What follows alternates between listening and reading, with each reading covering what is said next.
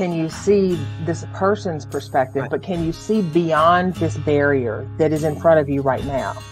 And we do get to that place of gratitude and actually appreciation.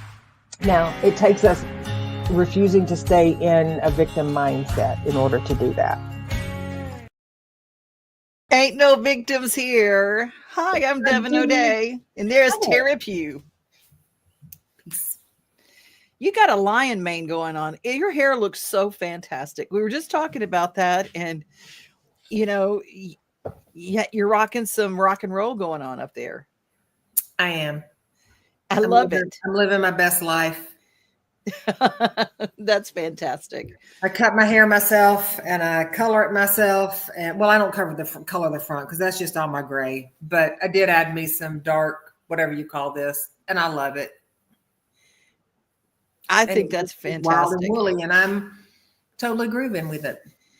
Well, I think that's a little bit about what we're going to be talking about today. I started thinking about, there's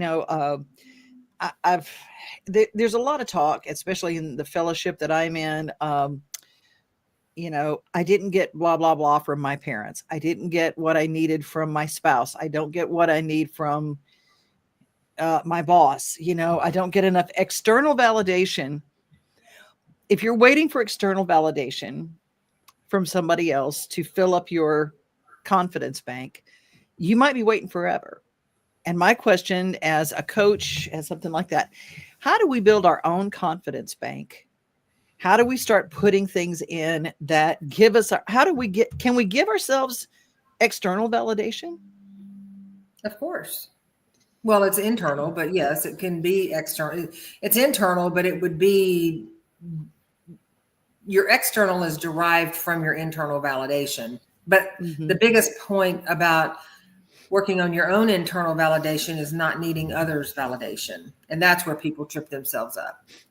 Right. Because most people don't believe in themselves enough to do the things they want to do to be happy.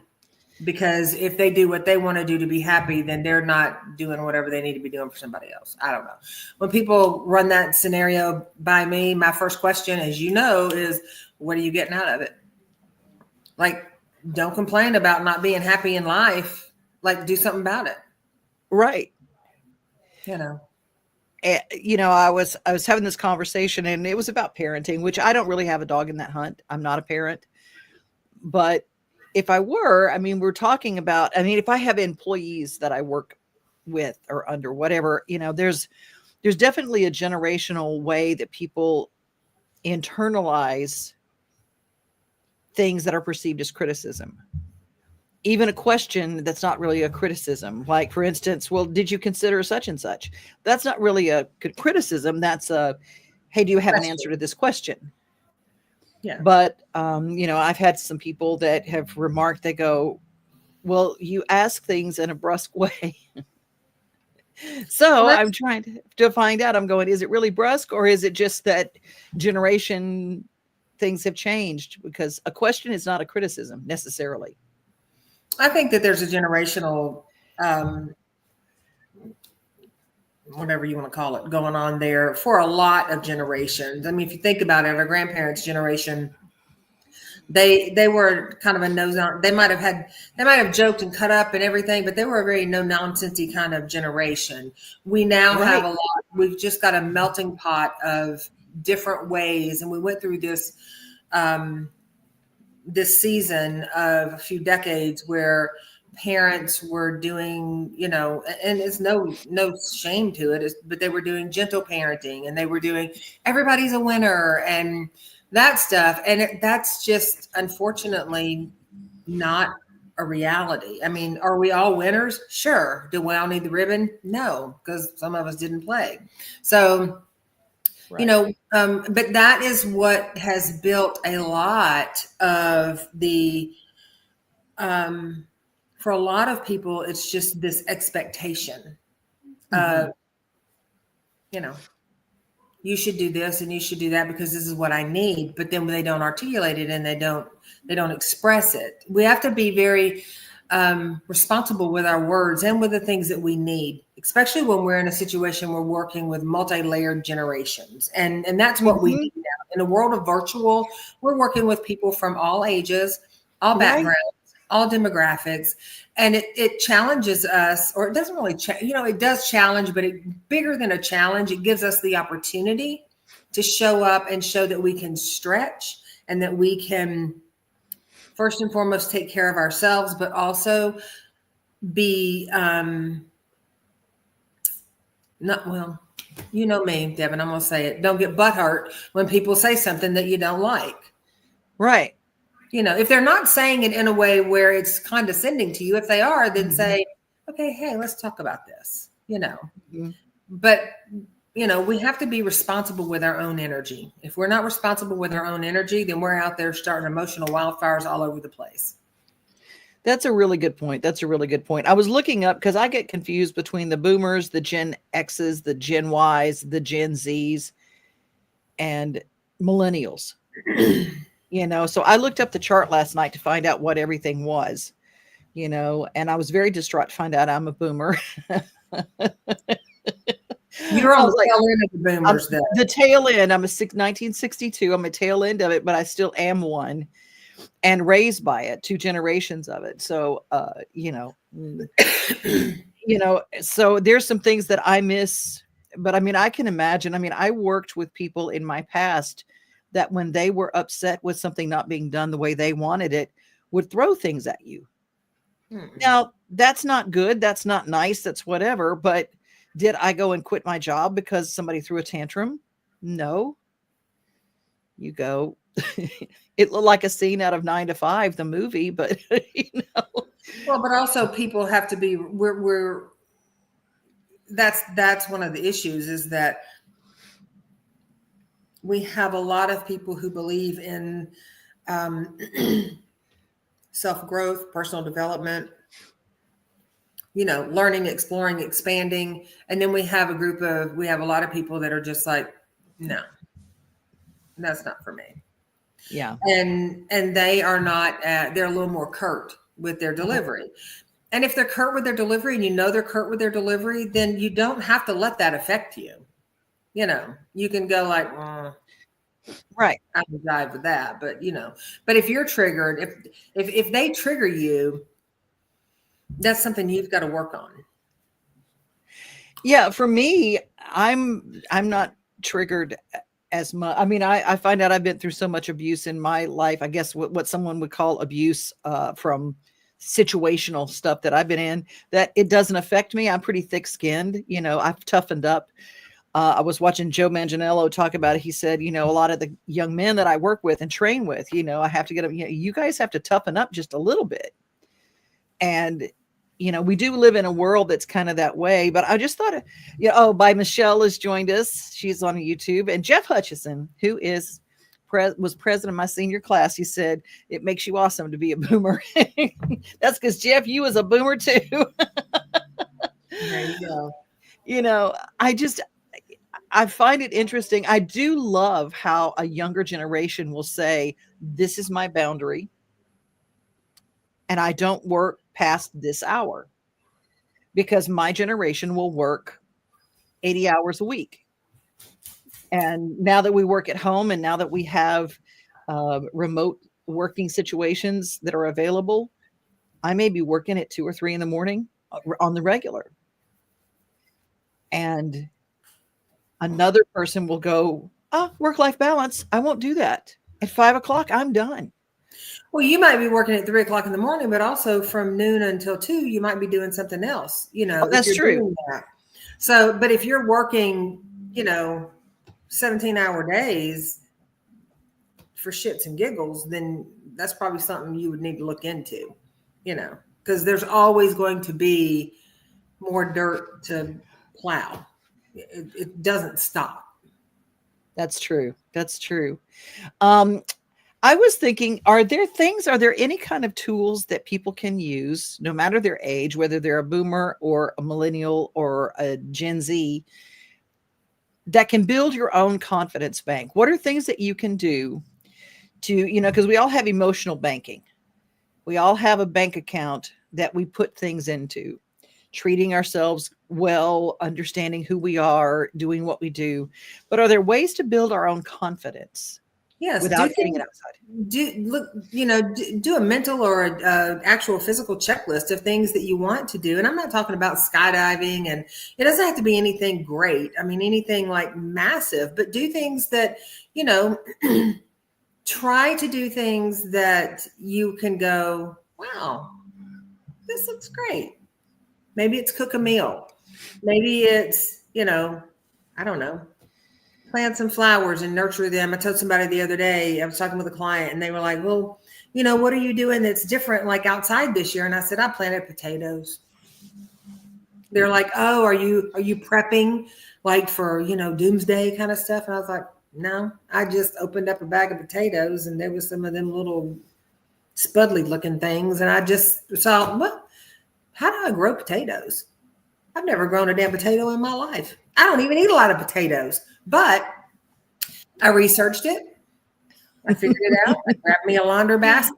I got my dirt and my straw, and I did all the stuff, and it's out there, and those little things are growing. And I'm just like, well, look at that. I love this. I'll give them to my neighbor, but I just love the fact that I've never done it, and I'm excited about it. And those are micro deposits of confidence that people can build along the way. I think too, we get so busy on the next thing that we don't ever go back and take stock of what we have done. That's the difference between us and our grandparents. Mm-hmm. That's the difference. And the reason for that is, and everybody has their own opinion. My opinion is that we are so saturated with shiny, quick, change things, look, go, flip, flip, flip, flip, flip. We have gotten so conditioned with the next thing. Yeah. The next thing, the next dopamine kick, the next thing. And it's just like, gosh. I mean, that's why most people today, you hear people that are around in our window of age, and they're just like, I just want to sit on the front porch and snap some green beans like we used to do with grandparents. And it's like, yeah, that's actually kind of peaceful. Yep. But most people couldn't do that without going snapping green beans, So we stay. It's true, right? I know, that's so true. So did you post that? That would be really postable. It's like, Right. Here I am with my green beans, and it's like, and then what are we doing? We're still not in the moment with the green beans. Right. Then we're going like, well, how many people have liked that? Oh, they said this was funny about that. Let me reply to them real quick. So you're not even, our brains are like split, like, those little fans that you used to get like in churches and stuff. And, and like our brains are just like, tick, tick, tick, tick, and there's just so much going on. And then when we stop and we're not doing a lot, the very first thing people say is, oh my God, I'm so bored. And my grandmother used to tell me boredom is a choice. You can find something to do, or don't do anything. You don't even have to do anything. But if you're bored doing nothing, I'd look into that too, Well, I have a sitting chair. I have sitting chairs around my pasture area. I mean, I can go, and I have one place where the cows, like I'll play guitar there, and the cows will come in. I have two, and they will come in and lay down when I sing and play. And it's the most relaxing thing in the world. I'm not even singing songs that anybody would know. I mean, I'm making up little things like I wish I were a dandelion or something. Like I make up little funny little tunes. They don't care. They just lay there and they make these little sounds like they're singing with you. I mean, and they just kind of zone out. And it's this, I don't know. It's like it works better than alcohol or antidepressants for me. It works better than anti-anxiety meds. For me. Well, and doing that is getting you into nature. It's getting you to connect with something that is bigger than you. Yeah. I think about you every time because I take my shoes off and put them in the ground. I was just fixing to ask you if you took your shoes off. Did? Yes, ma'am, because Teri taught me that tool. And it is amazing. There's something so cathartic about just sitting with your feet on the cool grass, just sitting, charging, allowing yourself to charge, because we're all energy, But yeah, I mean, like just taking, like for you, that can be, and it's not necessarily a confidence thing as in, wow, now I'm going to go, to whatever, Ireland, and sit out somewhere and call in 700 cows from a field. Like that's a goal now. Like, no, but it's just taking a moment and being present in your body, having gratitude for the gifts that you have, being, it sounds crazy, but being one, basically, be one with your cows and your dandelions and all that. And then walk away from that. And those are deposits into your bank. Now that's not necessarily a confidence booster, but it's a I'm content in my life. That is a confidence that oozes through us, where it's like, it's just this peace, because that confidence is a fine line with peace of mind. And it just permeates through you when you have that in your life. And it's not always easy to get, because oftentimes unintentionally we have lined ourselves up with jobs, family, friends, pets, whatever, social have to do's and all that, to where we don't ever slow down. And that started in the early 90s, really. I mean, when people would start just scheduling out everything, and it became like this. They were so excited to look at their calendar and see all the boxes, had something in them. And that was this sense of like, I am worthy and I am productive and I am a contributing member to society because all my boxes are filled. And then kids went to school, got out of school, grabbed an apple or a snack, went to practice, got out of practice, stopped at McDonald's, picked up McDonald's, got home, did, homework, and then, went to something else and ballet and dance and all this other stuff. And so we started building this expectation that we need to stay busy all the time. Right. And that doesn't give us time to build confidence in any category. Right. It never takes stock of anything we've actually accomplished. I think our accomplishments help us be more confident. Absolutely. When we actually look at it and go, oh my gosh, I did that. I mean, I sometimes, because I graduated in absentia from college and I took a lot of classes that I didn't have to, but, I still have I have a bachelor's degree in general studies, because that's what, but I have like a minor in like 4 different things. But I don't always look at that and go, I completed college. I completed it. And I go, I have always downplayed it, because I lived and worked in a job that a lot of people didn't go to school. And so it felt like, I think I was accused one time of lording it over people that I had a college degree. And so I really never mentioned it, I think, after 1986. I never ever mentioned it. People say, oh, you went to school? You went to college? And I went, how far have we gotten that we try to hide any of our accomplishments because for fear of bringing somebody else down? Well, lots of people do that. They don't do, it's a fear they're going to bring someone else down, or they're going to hurt somebody else's feelings, and it's like, there's actually there's a healthy level of competition. I'm not your person for that, though. I'll just tell you. My family hates to play games with me because I don't care if I win or lose. I don't care. I really do not care. I'm not driven that way. Yeah, I'm the same exact way. I'm just like you. I don't care if I win the game. I would rather plant flowers and go through the tedious task of watching them pop up and weeding out stuff and then look at that and go, oh, look, I won the game, versus, my mom used to just get beside herself because I would go over to her house on Sunday mornings or whatever, and we would have coffee, and then she'd start watching a Lifetime movie. We'll be sitting there and I'd be an hour and 30 minutes into it. And I'm like, well, I'm going to go home. Well, it's not even over yet. I don't need to see the end of it.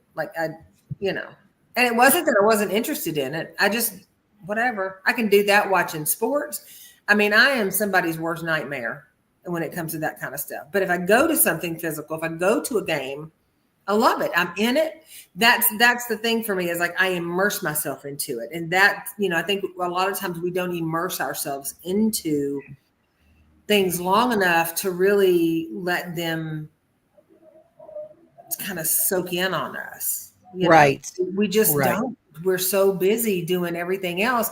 And then at the end of the day, because we've got all the boxes and half the boxes are checked, then we don't look at the boxes that are checked and go, wow, this is so cool. I did this and this and this, and I'm really proud of how this turned out. And, we don't do that. What do? I didn't get to everything. I didn't get to it all. Right. I've got things to put on my list tomorrow. It's like, I didn't get through today. I didn't get through my list. That is like a ladle in your confidence, because now you jump in the bed or you jump out of the bed tomorrow trying to catch yourself from yesterday. And it's just exhausting. It really is. It really is. Michelle says, we never said I'm bored at my grandma's. Here, girl. I didn't either, because there were a million things to do. Absolutely. Say you're bored and you'll be doing anything from picking up rocks out of the yard to sticks to cleaning to whatever. It didn't matter, Yeah. It was not the bored generation. And this generation, it's so funny. If it's more than 5 minutes, it's like, I'm bored. Mm-hmm. And I never thought I'd be that person to look at the generation and go, but because we have wired ourselves into anxiety, into our attention spans now literally are 45 seconds. Well, the rule on the street. You just joined us. Hey, Bill. Yeah, good to see you. We love our Bill. Hey, by the way, congratulations. Bill plays with a band called Bad Company, and I think they just went into the Rock and Roll Hall of Fame. Nice. And Bill, correct me if I'm wrong, but I think, didn't they just go in? Weren't they in the new announcement? I think that I saw that in the new announcement. Anyway, congratulations. Absolutely. Yes. I think that's so very cool. Yes. But I do agree with what you're saying. Like, as far as, I say this, and I want to hear Bill's input to this. We give our brain so much credit. And it's like we lose sight of the fact that the only reason our brain works the way it works is because of what we are feeding it. What has also been fed to it, but we trump whatever. A memory is a memory. It's not alive. So any of these things like staying busy, you got to be busy. You got to do this. You got to do that. We've been programmed this way. If you can open your mouth and you can say, I've been programmed this way, then there is no reason, unless you're getting something from being programmed this way, to switch that and start truly living your life. Otherwise, you're running on factory settings. When I hear people say, oh, I'm just a worrier. My mother was a worrier. Her mother was a worrier. And I'm just a worrier. That's what I do. And I'm just like, oh. Like the vinyl scratches at that point. It's like, we probably need to reassess this. Bill is weighing in. Says, I actually played with Badfinger. Oh, not Bad Company. Okay. However, I'm currently playing with Rock and Roll Hall of Famers, 11 Spoonful. Thanks for the shout out. Okay. I knew that there was some kind of connection with the Rock and Roll Hall of Fame, and I just couldn't remember which one. And you knew they were bad. They were bad. They were bad. It's a bad something. Bad Finger, Bad Company, and Loving Spoonful. So that's all good. Well, still congratulations. And, it really has hit me. And I mean, I've been doing gratitude lists for a while now, and that really helps with your confidence, but accomplishment list or something that I haven't done. I was working on my website and I go, gosh, none of this stuff's on my website. People will ask me, they go, why is none of the stuff that you've done on your website? And I go, because I'm guilty of what everybody else is. I'll take care of everybody else's stuff, but then I don't take care of my own. And so I've been kind of in that. And I go, if I never do another thing, I've had a happy, fun life. I've accomplished a lot, and it's been really good. And, and it's not, my confidence is not in all that I've accomplished. My accomplishment is the ability to sit and find contentment in my life where I am right now. That's the thing that I feel like is the most incredible gift that anybody can give themselves, is to say, I am content. Look at all that I have around me. I'm content in this moment. Let me just soak this in. That's put your feet in the grass moments. Mm-hmm. Yeah. Absolutely. And it doesn't have to be that, we are in a chasing kind of thing where, we talked about social media earlier. We're in this thing where there's this massive comparison, and most of the comparisons aren't even real. Like, they're just not, Bill says many people have unrealistic expectations, which cause stress and anxiety every day. Mm-hmm. Well, I'm about to call Bill for a session because I want to do a hypnotherapy session with him. I do suffer from ADHD. I mean, it's like, and I don't want to take meds for it. I want to work through it. Because some of the ADHD is good. I can do a whole lot of things at one time, but procrastination is part of it's an overwhelmed moment that I get sometimes, and I procrastinate because it's like, blah, and everything gets loud. And hypnotherapy is really good with that. So I'm going to call Bill and say, okay, friend, I need help. So your ADHD is good at some times and not good at other times, right? Exactly. So then you don't suffer from it, because suffering implies that, you're just downtrodden with it. It actually serves a purpose, but you want to fine tune that. And that's where you're going to call Bill. See, that's the Teri scope. Put it in the Teri scope. And it is. And reframing things is really, it's huge.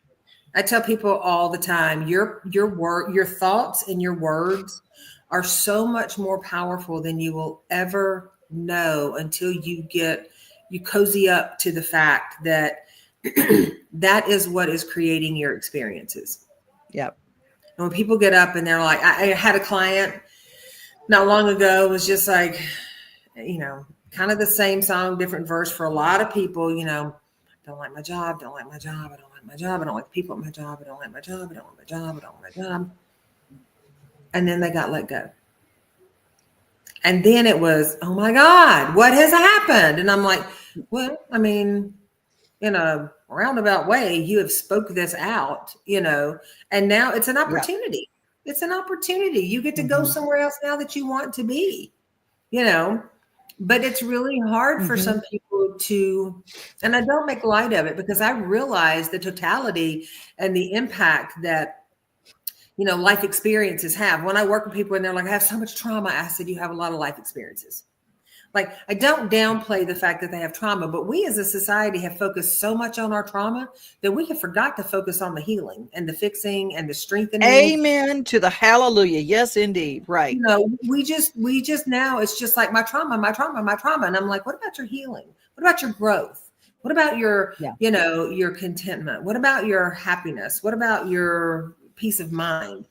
But trauma just seems to trump everything, and that's exhausting for your brain. And it plays hell on your body, because if you don't process that stuff, then what happens is it just eventually turns into, it's a physiological thing. It turns into affecting your body because it has to go somewhere. Mm-hmm. Bill says, calling time if you're overwhelmed, we slice the pie, meaning you deal with individual situations rather than be swallowed up by drama and trauma. That's it. We do get swallowed up by drama and trauma and the blame game. But then we have a bond with it too, right? We have a bond with the drama. We have a bond with the drama and the trauma, because some people will say, well, this always happens to me. And I'm like, well, how many times have you done that? Well, I did it once. Okay, well, I mean, then yes. I mean, percentage wise, that your experience is that happened the last time you did that, or the first time you did that, however you want to frame it. But, to even tell your brain this always happens, that sets your brain up to go, well, here we go again. This has happened a million times, even if you've only done it once.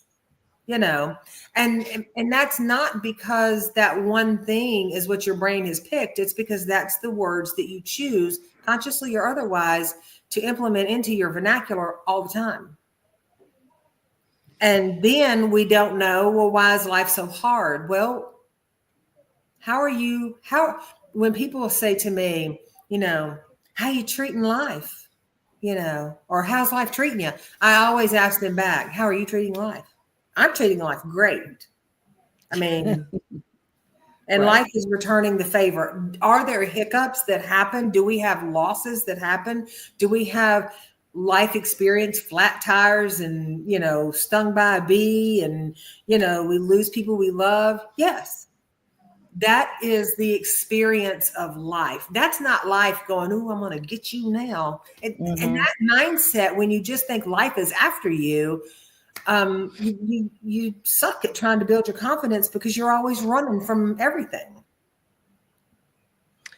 And wherever you are in your stuff, the reason that I brought this whole topic up of building your confidence bank, I said we waste so much of our lives trying to get even, get back, get something from someone that's not going to give it to us. That is all wasted effort and wasted time. I was on Facebook today. Somebody came up in my mind that I had not talked to in a long time. And I'm that kind of person that if I haven't talked to somebody, even if it's from elementary school, and there was this guy that he was just a kid. We went to school together. We played basketball together and stuff. And he's just this kid. He was really cute and he was really fun and he was just great. And he moved to a different town in Louisiana. I said, I haven't even heard from him in a while. And I used to go and we'd check in with each other on Facebook. And I said, it's been a while. So I reached in and he passed away. And it was a short illness. And he was there one day and he was gone the next day.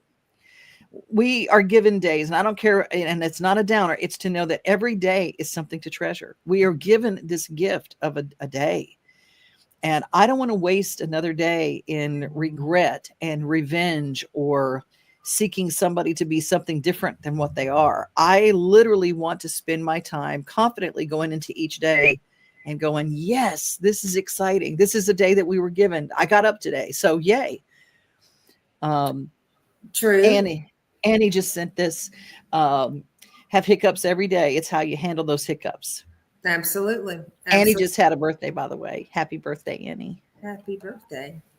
Yeah. I tell people, it's because they're like, well, I just feel like the other shoe's going to drop. And I'm like, it is going to drop. There's always another shoe that's going to drop. Always. Yeah. Underscore that. Always. Absolute. Always. What is important is whether or not you decide that shoe hits you upside the head like a steel toe work boot, or if it hits you upside the head like a croc. You get to decide that. You get to decide if when it happens, you are just beside yourself. Yeah. Or if when it happens, you go, okay, what skills, resources, tools do I have to navigate this versus, oh my God, here we go again. True that. True that. I'll tell you one thing now and this is completely off topic, but we'll talk about things that bring you joy. I have a fenced in yard and there is a stray cat in our neighborhood and there is a rabbit in our neighborhood. And the rabbit has decided that she would rather live with Jack Jack stays in the house all the time anyway, but he does go out to potty and play in the yard. This rabbit decided that she was going to build her nest in my irises. Well, I see that she's doing it. She goes away. I fill in the hole. Now this is kind of like a perseverance thing and also just acceptance. So she fills in the hole, or I fill in the hole because I'm like, I don't want her in the backyard with Jack. I can't imagine little bunnies around and he wouldn't hurt them, but that's just a lot to have to navigate.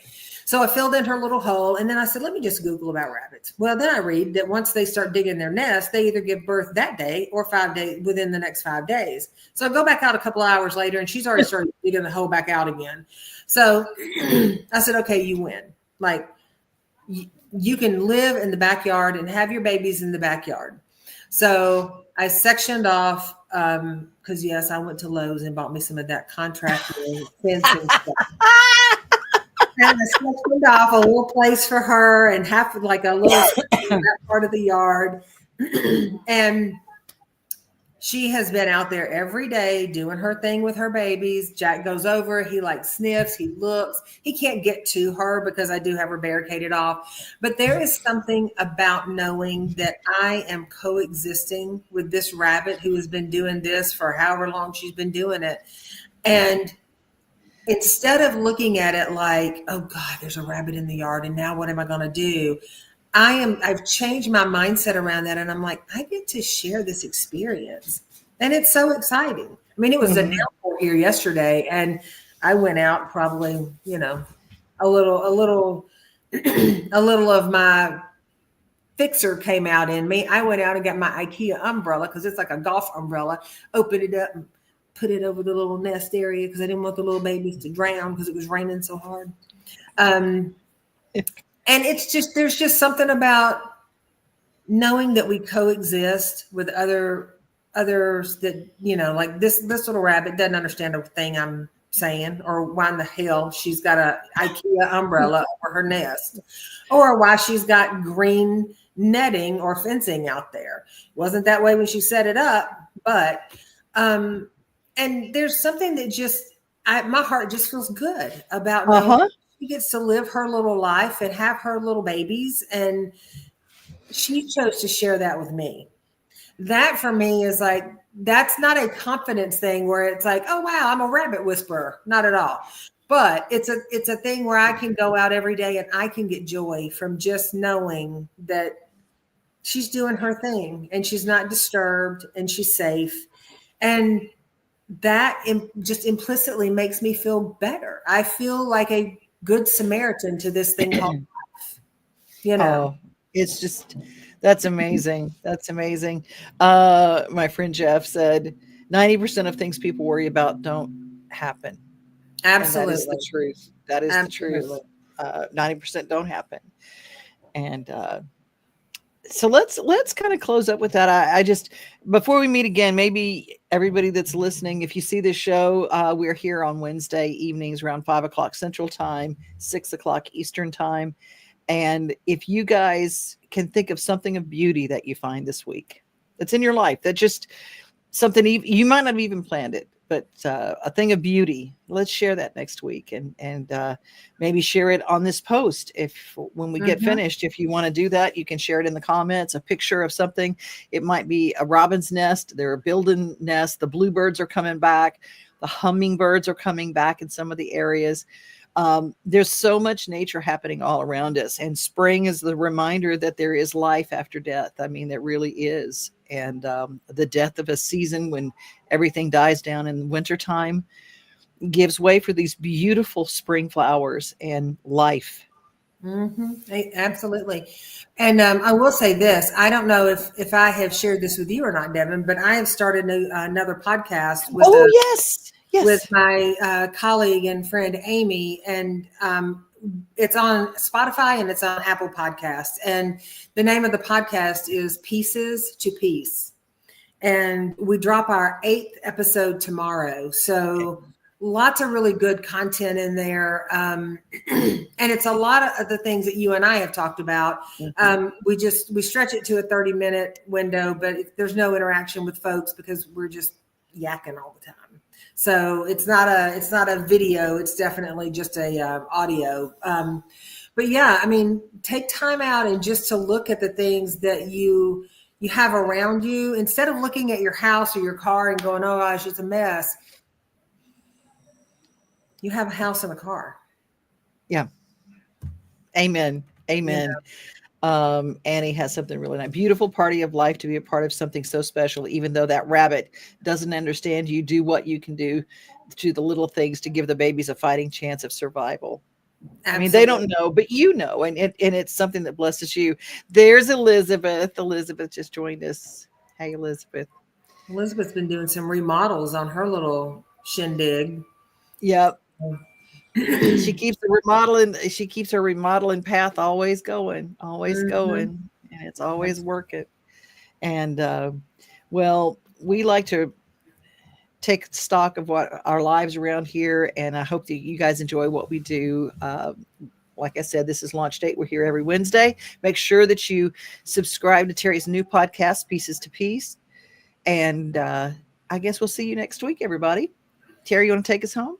Absolutely. Until, well, as always, I sound like a broken record, and I'm okay with that. We appreciate you sharing your time and your energy with us and exchanging your thoughts and your words. And as Devon said earlier, during this next week, as you're going through the motions during the week, take stock and just look around at the things that really do bring you happiness, that really do, and not so much even happiness, but that bring you joy.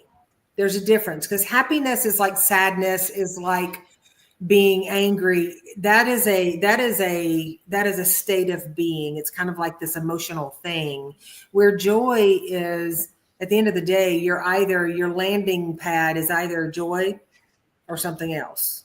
And something else is okay, but take stock in the things that allow you to be happy and enrich your happiness. Maybe it's your dogwood trees blooming.